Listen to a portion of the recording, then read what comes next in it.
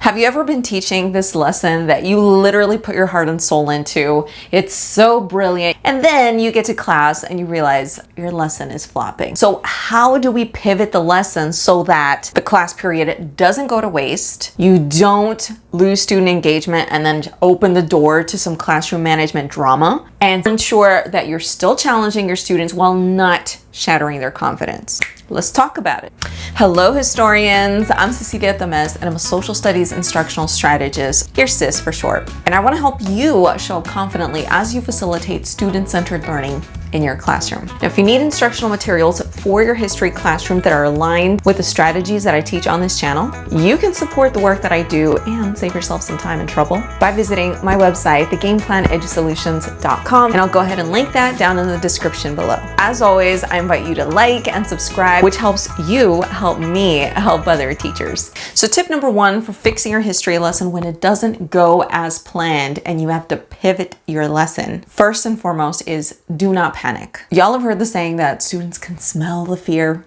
They can, okay? And if you start to panic, it's gonna show up in the way that you present yourself in class, in the way that you teach your lesson. And we cannot, for the life of us, lie to our students. They will sniff it out. And I don't want to stress you out, but if students pick up on it, depending on the student group, how much rapport you've built with them, how much they trust you, this could open the door to creating conflict, mistrust, breaking a rapport, essentially classroom management issues. So what I recommend instead is this is a great opportunity for you to be authentically vulnerable. Actually sharing with your students, you know what, guys, what we're doing right now, this ain't it. Okay, this is not what I had envisioned.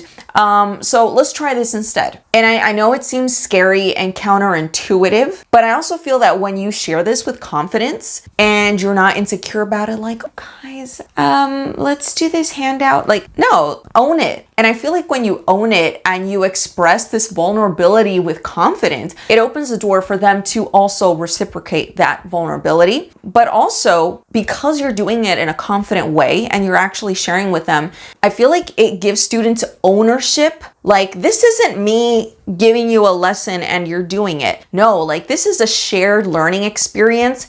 And together, you and I collaborating, like, we create the learning experience. So if this isn't working because maybe it's just not landing with you, it ain't it, let's try this. I feel like it shows much more expertise, so much more knowledge that students can trust you. Like, hey, it's okay if we're not understanding it this way. Guess what? I'm so skilled at what I do that I got another way. Let's try this way. Okay. So don't be afraid to be confidently vulnerable with your students and share that this isn't what you had in mind. You had hoped that this would happen, but if we're getting stuck on this step or we're not getting this step, let's backtrack and do something a little different. Okay. So that's the first thing. Now, obviously this entails that you be prepared with an alternative.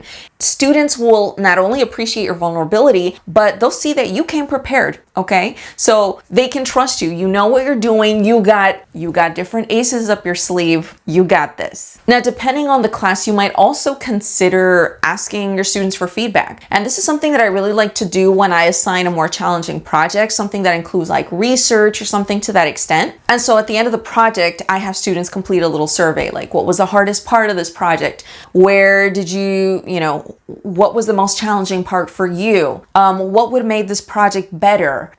So I ask them these questions and I use that feedback as I design different learning experiences. Tip number 2 for fixing your history lesson when it doesn't go as planned and you need to pivot your instruction is know what your students need. One of the reasons why I feel, especially as new teachers, we stress out when, the lesson did not land the way I thought it was going to land. Like, this is not working for this class. And why didn't it work? Because maybe we were not as familiar as we thought we were with our student audience. And, early on in the school year, every teacher is like a first year teacher because we are exploring and getting to know our learning audience.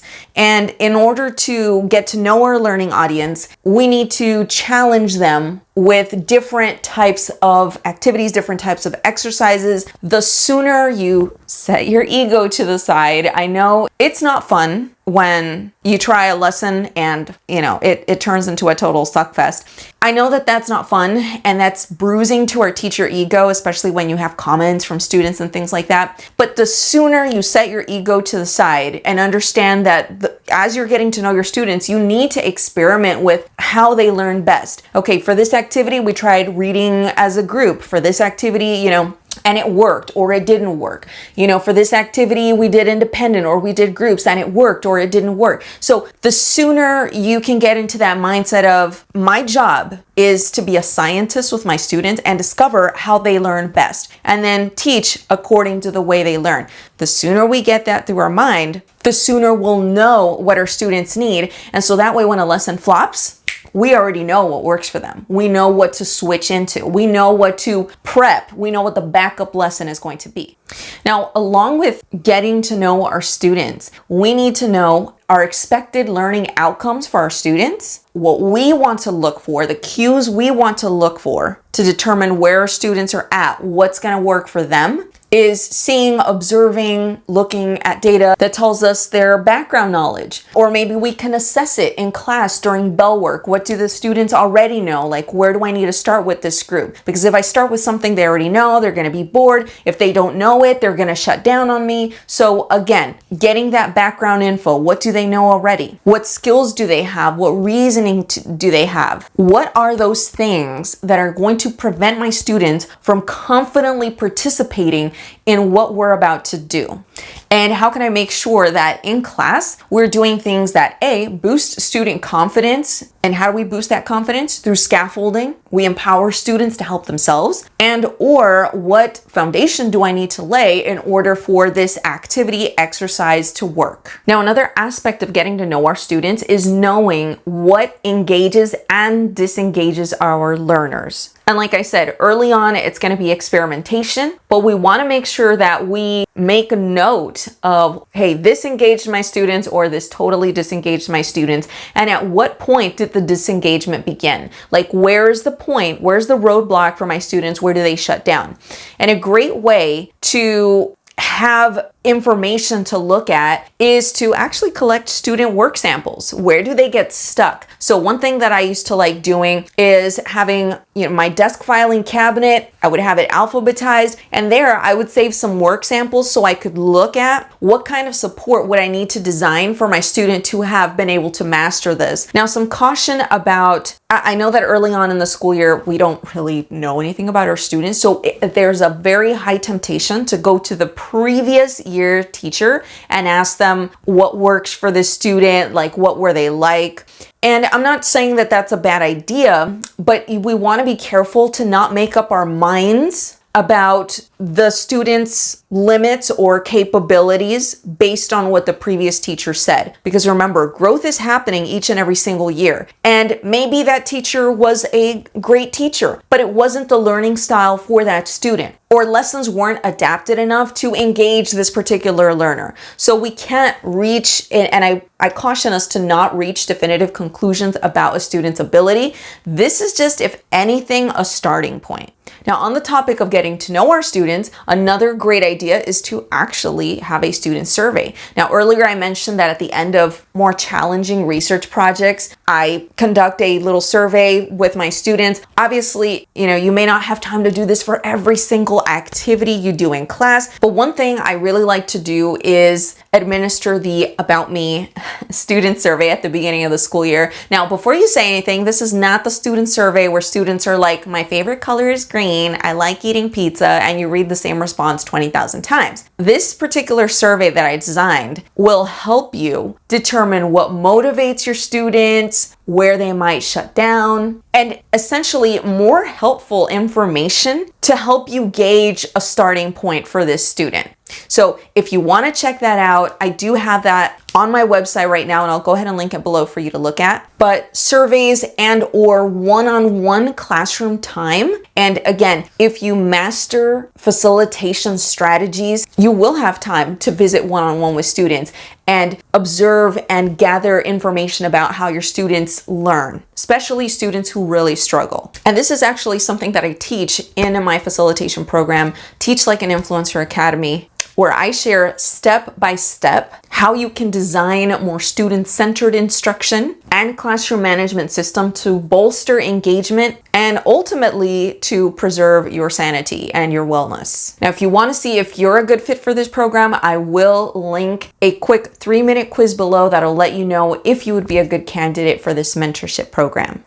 The more flexible you are, the more students will understand and respect that you are doing everything possible to help them, which will build trust, which will boost that engagement and that willingness to participate even when you do pivot the lesson. They're not going to see this as, oh, my teacher's failing, they don't know what they're doing. They're going to see this as, oh, my teacher is giving us a different option because, yeah, I'm not really enjoying this, so that's cool, they have a different option. The third tip for fixing your history lesson when it doesn't go as planned is to remember Murphy's Law. So what does Murphy's Law say? Plan for the worst. Now, I know this doesn't sound very optimistic, but hear me out. Preventing lesson chaos starts with the way that we plan. And I know that one of the things that consumes most of our time is grading and planning. And so we want to be very intentional when we plan. Now, obviously, in order to pivot a lesson, yes, it requires some upfront preparation, but you are going to be sweating a lot less bullets when you have a backup option. Because imagine how nervous you would be if you have a class where the rapport is not so good, your lesson flops, and then everyone's just sitting there looking at each other like a flock of flamingos, right? Wondering like, this teacher doesn't know what they're doing, that kind of deal. It brings to question your teaching skill. And then that rattles our confidence. And over time, and I'm telling you this from personal experience, that'll wear you down. So I propose something I like to call the add to subtract method. So in a nutshell, this is how it goes. I want you to think of your neediest student, the one that needs the most support, and I want you to plan the lesson for that child, okay? And so I want you to think about, where is this student, where's my neediest student going to get stumped, going to get disengaged, and how do I prepare for that? What would this child need in order to do this exact same activity? Because the idea is we're not going to say, oh, well, we can't do that game because, oh, this class can't handle it because, you know, my students completely disengage. Okay, well, think of your most disengaged student. What would need to happen in this activity that you could modify it so that we don't have disengagement? Sometimes it's too much movement. Sometimes working in groups disengages your students. Sometimes not working in groups disengages your students because they're bored. There's no interaction happening. Sometimes your student may disengage because there's a certain point in the lesson where for sure you know they're going to get stumped. So what can you prep ahead of time so that students can still acquire that expected learning outcome without shutting down, without disengaging? Now, at this point, you might be like, Cecilia, I don't know what to prep because I barely met the student. I'm in my first few years of teaching. I'm not exactly sure like what I would need to add to my lesson to be able to subtract it later. Like, here's some tips. Oftentimes, your student IEPs, if you have students that have IEPs, that will give you some information about student population, about students that have additional needs or modifications that can support them in learning. And so this is a good starting point. And sometimes suggestions are provided there for you for modifications that you can make that would help this student be able to participate at the exact same level. And so the idea of the add to subtract method is, I'm going to create this lesson for that one neediest student that I have with all the things that they might need. So let's say, you know, they're not strong in reading comprehension. Maybe I can use sentence stems to help my students summarize this in a small paragraph for their written response component. Maybe they get disengaged disengaged from working independently, maybe we can do a quick break here to do some collaborative discussions. You prepare these little alternative steps, and then as the lesson progresses, if you see that your students are nailing it, they got it, then we can subtract that step. We don't need to pause to have a discussion. So it's kind of like, you are coaching students on how to ride a bicycle, but you see that some students, they're breezing through, like they don't even need the training wheels. Then you can start removing those training wheels for some of those students, okay? So this is how the add to subtract method works. You plan those pivots in advance. The fourth strategy for fixing your history lesson when it doesn't go as planned is to fall back on old reliable. Now, in order to find out what old reliable is, I highly recommend you keep a teacher journal. Now, I know what you're gonna tell me. Cecilia, we have so much to do and you want me to take time to write down in a little notebook? Yes, friend, I do. And let me tell you why.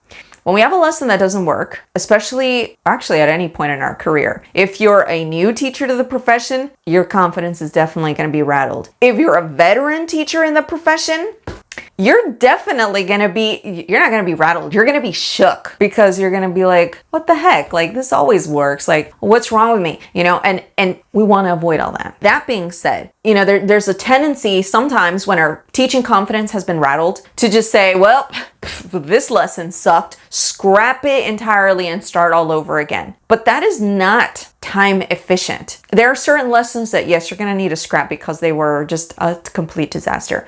But there's some that maybe there's some parts of it that are actually salvageable. But if you wait until the end of the school year to be like, okay, how am I going to fix my curriculum this year? What am I going to do different? Let's be real. After an entire summer break, you're not going to remember. You don't want to remember, okay, what happened last year. So it's very important. And this is why I recommend, and it doesn't have to be anything long. It doesn't have to be anything fancy or, using flare pens or anything like that. Literally, just on a Google Doc, you can type the date and like, okay, this and this worked, this and this didn't. This is some behavior I noticed. This is some engagement I noticed. A couple sentences will do. And I used to do this at the end of every day to kind of wrap up my day. So at the end of the school year, or as I'm planning ahead for the next school year, I'm like, that's what I'm going to fix. This is, maybe I already have the materials for this and it has the potential to work, but I need to add to subtract these elements.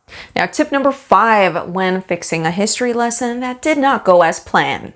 When in doubt, game it out. Now, in all the years that I've been teaching, and I've taught every sort of student imaginable, students who couldn't read, students that easily were disengaged no matter what you did, students who didn't like school, students who weren't interested in history, you name it, I've taught it. Games are usually an easy, helpful way to get students engaged with the content. In the period where you're getting to know your students, if you experiment with this, and go ahead, experiment with the games, see if they work for your class. I'm not saying every single student likes games because, believe it or not, I've also taught students that don't really like the fun stuff. They're just like, give me the book, let me read, happy, happy, joy, joy. But if you experiment with this and you see that your students are totally into doing games or activities or whatnot, if you plan for it, you can literally gamify anything. I'm talking writing, practice test questions, vocabulary review, social studies skill practice. You can gamify pretty much anything. So how do you do it? Now, first of all, for time efficiency reasons, and because we're trying to be practical here and not burn ourselves out. When we talk about gamifying things, you do not have to have a different game for every single thing you're doing in your class. You literally only need a handful of games that work, that get your students hyped, that have been successful, and just adapt them to the activity you're going to do, or switch out the content and recycle those games. Because not only is this going to save you time, you don't have to be reteaching a different game with the different game rules every single time, because again, not time efficient, not a worthy investment of your time. But if you have that handful, students will play each game at least one time. And then after that, you're just switching out the content, you're switching out the process that they're practicing. So it's a win-win. So think matching games, guessing games, card games you like. So think of all these childhood games that you like doing. How can I test this out to see if my students might like it with the content or with the activity that we need to master? Now, if you've watched all the way up until this point and you're finding this helpful, you're getting value from it, and you would like to actually learn some possible history games you could play in your classroom, comment pop quiz in the comments below. If you enjoyed today's video, make sure you check out my playlist, How to Teach History in an Interesting Way, and I'll go ahead and link that up for you here or in the description below. And don't forget, you got the sauce. Until next time, class dismissed.